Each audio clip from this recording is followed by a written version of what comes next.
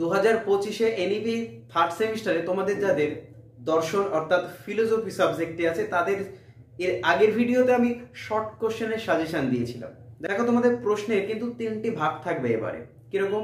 যেহেতু তোমাদের পুরোটা ওয়েস্টার্ন ফিলোসফির উপর পরীক্ষা হবে, তো সেহেতু তোমাদের জেনে রাখা ভালো 3টে ধাপে বা 3টে ধরনের প্রশ্ন কিন্তু তোমাদেরকে দেবে ইউনিভার্সিটির প্রশ্নে। কিরকম? একটি থাকবে শর্ট কোশ্চেন, সেই শর্ট কোশ্চেনের মধ্যে দুটো ভাগ থাকবে। একটি থাকবে লেখা প্রশ্ন ডিসক্রিপশন, আরেকটি দেবে তোমাদেরকে লজিক, অর্থাৎ লজিক মানে হলো কম লিখে বেশি নাম্বার। তো লজিক তোমরা জানো, যাদের ফিলোসফি আসে বা দর্শন সাবজেক্টে আছে লজিক কি জিনিস তোমরা জানো। আরেকটি থাকবে তোমাদের বড় কোশ্চেনের ক্ষেত্রে। আজকে যে সাজেশনটি দেবো সেটি হলো বড় প্রশ্নের। এই বড় প্রশ্নের ক্ষেত্রে কিন্তু তোমাদের দুরকম ভাগ থাকবে। এর আগেরটি গেল শর্ট কোশ্চেন, আর বড় কোশ্চেনের ভাগে তোমাদের দুটো পার্ট থাকবে। এই দুটো পার্ট মিলিয়ে কিন্তু মিলিয়ে মিশিয়ে থাকবে। একটা থাকবে তোমাদের ডেসক্রিপশন অর্থাৎ রচনাধর্মী প্রশ্ন, যেটা বিস্তারিত লিখতে হবে। আরেকটি থাকবে তোমাদের লজিক, অর্থাৎ সেটি কিন্তু অঙ্কের মতো কষে কষে তোমাদেরকে বের করতে হবে। অর্থাৎ ট্রুথ টেবিলের কথা বলছি, বৈধতা বিচার বলছি, ভেনচিত্রের সাহায্যে বৈধতা বিচার সবটাই আছে তোমাদের। এই লজিকের প্রশ্নের সাজেশন কিন্তু হয় না, অর্থাৎ লজিক তুমি যত প্র্যাকটিস করে যাবে প্র্যাকটিসের উপরেই কিন্তু তুমি নির্ভর করে নাম্বারটি পাবে, যে কত তুমি ভালো প্র্যাকটিস করেছো তার উপরে নাম্বার। তো লজিকের সাজেশন আজকে খুব কম রাখছি, কারণ লজিক প্র্যাকটিস করে যাওয়ার জিনিস, সাজেশন ওর হয় না খুব একটি। কিন্তু যে রচনাধর্মী বা যারা লজিক পারবে না তাদের জন্য ডেসক্রিপশন ভিত্তিক বা রচনাধর্মী প্রশ্নের কিন্তু সাজেশন আজকে এই ভিডিওর মাধ্যমে তোমরা পাবে।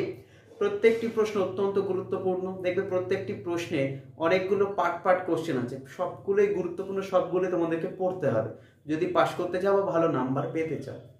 তো চিন্তার কোনো কারণ নেই, আজকের এই ভিডিওতে আমি তোমাদেরকে ডেসক্রিপশন ভিত্তিক কিছু কোশ্চেন দেবো, সাথে কিছু লজিকও রাখছি যেগুলো আশা করা যাচ্ছে এবার পরীক্ষাতে আসবেই। এখানে যারা নতুন আছো অবশ্যই চ্যানেলটিকে সাবস্ক্রাইব করো, আমার পাশে থেকো বা আমাদের পরিবারের সঙ্গে তুমি যুক্ত হতে পারো ডিএস সাজেশনে। তো যারা ফেসবুক পেজ থেকে এই ভিডিওটি দেখছো অবশ্যই ফেসবুক পেজটিকে একবার ফলো করে রেখো। তো তোমাদের সাজেশনটা একবার দেখে নাও, আর বন্ধুদেরকে কিন্তু অতি অবশ্যই শেয়ার করে দিও, কারণ তাদেরও লাগবে। আমি জানি অনেকেই লজিক পারে না, তাদের জন্য আজকের ভিডিওটি অত্যন্ত গুরুত্বপূর্ণ হতে চলেছে। তো দেখে নাও তোমাদের সাজেশন।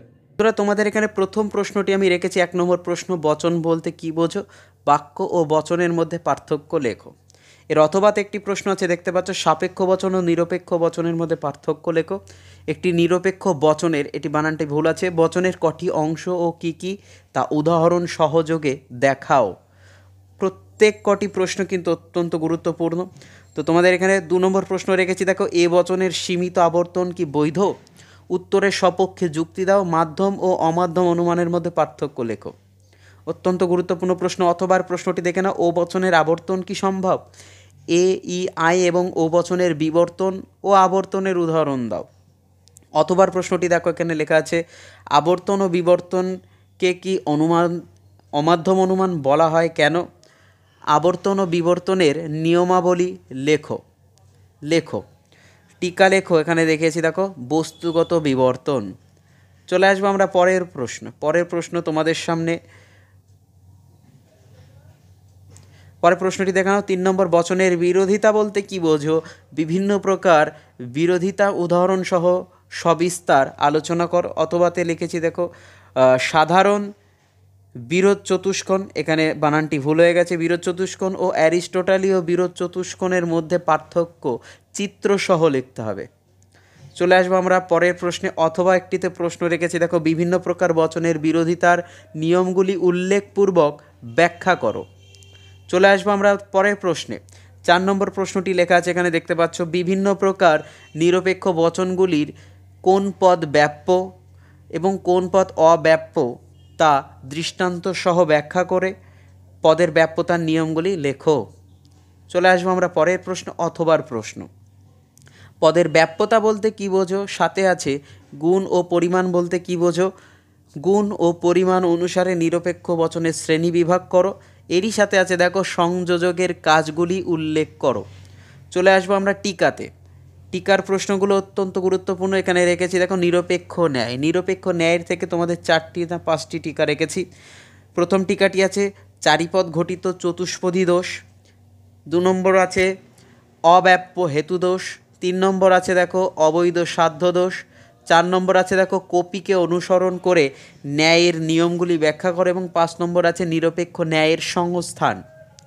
এরপরে চলে আসবো আমরা মিলের পরীক্ষামূলক পদ্ধতি, যেগুলো 10 নম্বরের জন্য আসার চান্স এবার খুব প্রবল। প্রথম আছে পরিশেষ পদ্ধতি, দ্বিতীয় আছে মিলের অন্যই পদ্ধতি, 3 নম্বরে আছে মিলের ব্যতিরেকী পদ্ধতি। এরপরে দেখো তোমাদের বুলীয় ভাষ্য ও ভেনচিত্র থেকে প্রশ্ন রেখেছি। প্রথম প্রশ্নটি আছে অস্তিত্বমূলক তাৎপর্য, দ্বিতীয় টিকা বা প্রশ্নটি আছে নিরপেক্ষ বচনের বুলীয় ভাষ্য ও ভেনচিত্র। এছাড়াও যেগুলো পড়ে যেতে হবে তোমাদের এক্সট্রা, সেগুলো হলো বস্তুগত সামর্থ্যতা এবং যৌক্তিক সামর্থ্যতার মধ্যে পার্থক্য লেখো। 2 নম্বরে আছে দেখো সত্যতা ও বৈধতার মধ্যে পার্থক্য। এরপরে লিখে দিয়েছি দেখো যারা লজিক করবে তাদের জন্য কিছু বৈধতা বিচার দেওয়া হলো এখানে। প্রথম বৈধতা বিচার আছে দেখো, যা চকচক করে তা সোনা নয়, এই ধাতুর পাতটি সোনা, সুতরাং এটি সোনা নয়। 2 নম্বর লেখা আছে দেখো, কিছু বিজ্ঞানী দার্শনিক যেহেতু কিছু গণিতজ্ঞ দার্শনিক এবং সকল গণিতজ্ঞ হয় বৈজ্ঞানিক। চলে আসবো আমরা 3 নম্বরে, কোনো কোনো স্নায়ু রোগী হয় পরনির্ভরশীল, কিন্তু সব অপরাধী পরনির্ভরশীল, সুতরাং কোনো কোনো স্নায়ু রোগী হয় অপরাধী। শেষ বৈধতা বিচার এখানে সমস্ত রাজনীতিবিদই হন সংকীর্ণমনা, কারণ কিছু রাজনীতিবিদ হন সংকীর্ণমনা এবং সমস্ত মিথ্যাবাদী হন রাজনীতিবিদ। এছাড়াও দেখো তোমাদের কিছু বৈধতা বিচার দেবে বা প্রমাণ করো দেবে, এর মধ্যে লেখা আছে প্রথম সংস্থানে এ, তৃতীয় সংস্থানে আই, প্রথম সংস্থানের ই, এগুলো হলো সব বৈধ সংস্থানের শুদ্ধ মূর্তির নাম, অর্থাৎ এগুলো আদৌ কি বৈধ নাকি অবৈধ সেগুলো তোমাদেরকে ভেন ডায়াগ্রামের সঙ্গে বিচার করতে হবে।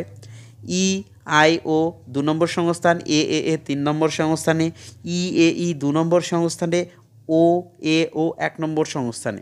তো এই প্রশ্নগুলো পড়ে গেলে আশা করব তোমাদের কোনো রকম অসুবিধা হবে বলে মনে হয় না।